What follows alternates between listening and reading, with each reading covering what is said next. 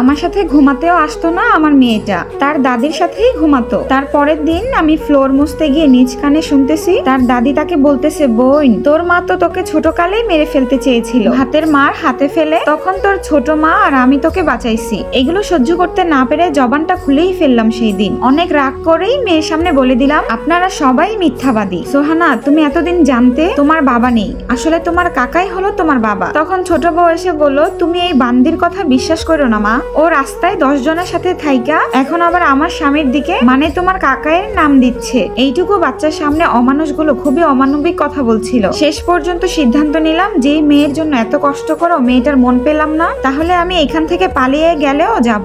আমার মেয়েকে তারা আমার বিরুদ্ধে দাঁড় করিয়েছে, কিন্তু সে একদিন সব সত্যিটাই জানবে, সেদিনের অপেক্ষায় আমি থাকবো। যখনই ভাবি এখান থেকে চলে যাব তখনই মনে হয় আমার মেয়েটার আপন বলতে এখানে কেউই নেই। আমি চলে গেলেই আমার এইটুকু মেয়েটার জীবনকে তারা নরক বানিয়ে দিবে। প্রতিটা মুহূর্ত এত কষ্ট পাওয়ার পরেও এখানেই পড়ে থাকি। কিছুদিন পরেই শুনতে পেলাম ছোট বউটা প্রেগনেন্ট। ছোট বউয়ের আদর যত্ন সবকিছুই আমি নিজ হাতে বাধ্য হয়ে করলাম। একদিন আমার শাশুড়ি মা বলে, এই বান্দির বাচ্চাকে ছোট বউর সামনে ঘেঁষতে দেওয়া যাবে না, কোন দিক দিয়ে সে ছোট বউর ক্ষতি করে বলা যায় না, কিন্তু উপরে তো একজন আছেন যিনি সবকিছুই দেখেন। এত কিছুর পরেও আল্লাহ তাআলা তার সন্তানটাকে টিকিয়ে রাখলেন না, কিন্তু সেখানেও দোষ হয়েছে, আমি নাকি তাবিজ করে তার সন্তানটাকে নষ্ট করে ফেলেছি। যাই হোক, সেদিন অনেক মার খাওয়ার পর আমি ব্যাগ গুছিয়ে রেডি করেছি যে আমি চলে যাব, কিন্তু আল্লাহর অনেক রহমত ছিল। সেদিনই আমার মেয়ে আমাকে পেছন থেকে এসে জড়িয়ে ধরে মা বলে ডেকে উঠলো, বলে, মা, ছোট মা আর কাকায় তাদের ঘরে কথা বলার সময় আমি সবকিছুই শুনেছি মা। ছোট মাকে বলতে শুনলাম যে সোহানাকে আমরা তার মায়ের বুক থেকে নিয়ে আসি, তারপর তোমার বড় বউটাকে এই বাড়ি থেকে বের করে দেই। এমনিতেই ওর মায়ের বিরুদ্ধে ওকে উল্টাপাল্টা কথা বলে ওকে দূরে সরিয়ে নিয়েছি।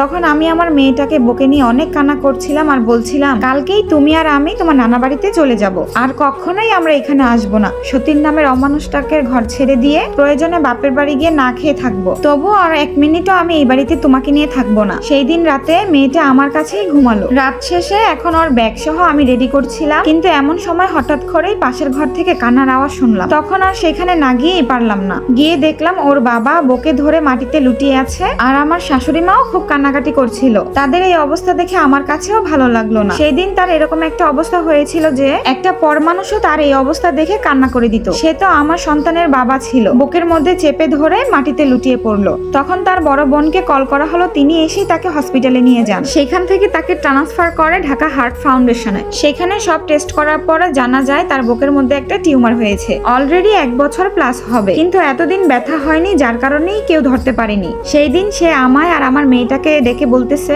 আমি তোমাদেরকে আমার স্ত্রী আর সন্তান হিসাবে তোমাদেরকে যোগ্য সম্মানটুকু দিতে পারিনি, তারপরে বলি পারলে তোমরা দুজনেই আমাকে ক্ষমা করে দিও, কোনো প্রকার দাবি রেখো না। তখন তার এই কথা শুনে সব থেকে বেশি কান্না করেছিলাম আমি আর আমার মেয়েটা। এরকম অবস্থা দেখেও তার দ্বিতীয় স্ত্রীর চোখে বিন্দু পরিমাণও পানি আসেনি। যাই হোক, 2 দিন পরে রিপোর্টে আসলো তার এই টিউমার থেকে নাকি লাংস ক্যান্সার হয়েছে। একজন স্বামী হিসাবে সে যতই খারাপ ছিল, কিন্তু তারপরেও সে আমার সন্তানের বাবা ছিল। এই কারণেই পরিস্থিতির শিকার হয়ে এই বাড়ি থেকে আমার আর যাওয়া হলো না। হয়তো সে বুঝতে পেরেছিল একজন স্ত্রী হিসাবে কে তাকে কতটা ভালোবেসেছিল। আমার সাথে এত এত অন্যায় হওয়ার পরেও দ্বিতীয় স্ত্রীর ভয়ে আমার মেয়েটাও পর্যন্ত তার বাবাকে অস্বীকার করেছিল, কিন্তু তারপরেও আমি তার থেকে মুখ ফিরিয়ে নিতে পারিনি। দীর্ঘ 3.5 বছর সে বিছানায় পড়েছিল। এই অবস্থাতে তার সমস্ত সেবা যত্নই আমি আর আমার ছোট্ট মেয়েটা করতাম। ক্যান্সার হয়েছে বলে তার দ্বিতীয় স্ত্রী, মা, ভাই, বোন কেউই তার রুমে আসতো না। টয়লেট করা থেকে শুরু করে যাবতীয় সমস্ত কাজই আমি নিজের হাতে করতাম। লাস্ট কয়টা মাসে তার মুখ থেকে থুতু ফেলারও সামর্থ্য ছিল না, আমি টিস্যু দিয়ে নিজ হাতেই পরিষ্কার করে দিতাম। মায়া জমে গিয়েছিল, তাই আর ছেড়ে যেতে পারিনি। তার আত্মীয় স্বজন তাকে কেউ দেখতে আসলে তখন তার দ্বিতীয় স্ত্রী সারাদিন গিয়ে তার বিছানার পাশেই বসে থাকতো। হয়তো এরকমটা বোঝানোর জন্যই যে সব কাজ হয়তো সে নিজে একা হাতে করে। এইদিকে আমার স্বামীর কোনো উন্নতি না দেখে আমি আর আমার বড় ননাস তাকে আবারও নিয়ে গেলাম ডক্টর দেখাতে। ডক্টর সেদিন সরাসরি বলে দিলেন, ক্যান্সার যাদের হয় তাদের একদিন আগে হোক আর পরেই হোক মারা তো যেতেই হয়, তার উপরে ওনারটা আবার লাংস ক্যান্সার। আবারও ডক্টর একটা টেস্ট দেয়। টেস্ট দেওয়ার পর সে রিপোর্টে জানায় আজ থেকে প্রায় 25 থেকে 26 দিনই সে বড়জোর বাঁচতে পারে। সেই দিন আমার চিৎকারে হসপিটালে সমস্ত মানুষই জড়ো হয়েছিল। হয়তো আমার এটা করা একদমই উচিত হয়নি, হয়তো সেও বুঝতে পেরেছিল, কিন্তু এই কথাটা শোনার পর আমি নিজেকে সামলিয়ে রাখতে পারিনি। আর মাত্র 20 থেকে 25 দিনের মতোই থাকবে সে আমাদের মাঝে, এটা ঠিক সহ্য করার মতো না আমার কাছে। বাসায় নিয়ে যাওয়ার কিছুদিন পর থেকেই ওর অনবরত বমি শুরু হলো, সারাদিন ধরেই সে বমি করতো। এত কিছুর পরেও আমি আর আমার মেয়েটা তার থেকে দূরে যেতে পারিনি। একা হাতেই সব কাজ করতাম, পাশাপাশি বাড়ির কাজও করতাম, শুধুমাত্র রান্না করাটা ছাড়া, কারণ তখন তো তারা আমাকে রান্না করতে দিত না। এমন একটা রাত নেই যে আমার চোখের পানি ছাড়া আমার রাত কাটতো। যখন আমার স্বামী তার সঠিক স্ত্রীকে চিনতে পেরেছে তখন হয়তো তার কাছে আর সময় ছিল না। 25 দিনের মধ্যে প্রায় 9-10 দিন পরেই তার গলা পুরোপুরি ভেঙে গিয়েছে। শুধুমাত্র তার মুখের কাছে গেলেই কথা শোনা যেত। কথা বলতে তার খুবই কষ্ট হতো। একদিন সবাইকেই তার ঘরে ডাকছে কিন্তু কেউই তার ঘরে যেতে চাইলো না। তারপরে অনেক ডাকাডাকি করে তখন তারা গেল। তখন তিনি সবাইকে বলেছিলেন তার সম্পত্তি থেকে 70%ই নাকি সোহানার নামে দিয়ে দিতে, আর বাকি 30% উনি ওনার দ্বিতীয় স্ত্রীর নামে দিয়ে যাবে। কিন্তু তারপরও সমস্ত দোষ এসে পড়লো আমার কাঁধে। আমি নাকি দিনরাত তার কানের সামনে এইসব কিছু বলে তাকে বশ করে নিয়েছি। অমানুষ সারা জীবনই অমানুষ থেকে যায়। এরকম পরিস্থিতিতে সে সবার সামনে আমার মেয়ের হাতগুলোকে ধরে টেনে হিচড়ে ঘর থেকে বাইরে ফেলে আসে। সে কেন তার সম্পত্তির 70% তার মেয়ে সোহানাকে দিতে চাইলো? সবার সামনেই আমার স্বামীর পায়ে ধরে বললাম, আপনি কেন এত কষ্ট করে এগুলো করছেন? আমি আর আমার মেয়েটা কখনোই এগুলো চাইনি, আর কখনোই আমি এগুলো চাইবো না। তারপরেও বললো, বাবা হিসাবে আমি আমার ছোট্ট মেয়েটাকে কিছুই দিতে পারিনি, এইটুকুই আমি দিতে চাই। কিন্তু এক পর্যায়ে বাড়ির সবার সাথেই সে পেরে উঠলো না। তখন তার চোখ বেয়ে শুধু পানিই পড়ছে। বলতে বলতে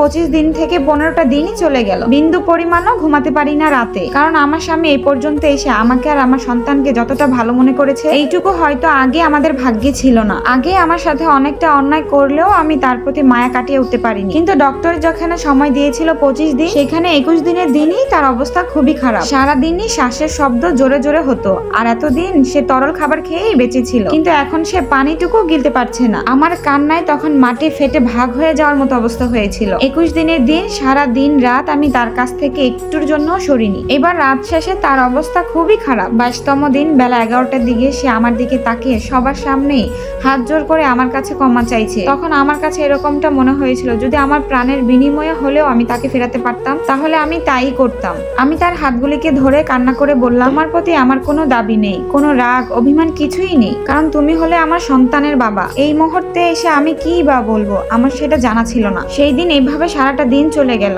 রাতে সবাই ঘুমাতে গেলেও আমি ঘুমাতে পারলাম না। এইবার 23তম দিনে এসে তার শেষ জবানটুকু বন্ধ হয়ে গেল। এইভাবে চোখের সামনে স্বামীর এই পরিস্থিতি আমি কোনোভাবেই সহ্য করতে পারছিলাম না।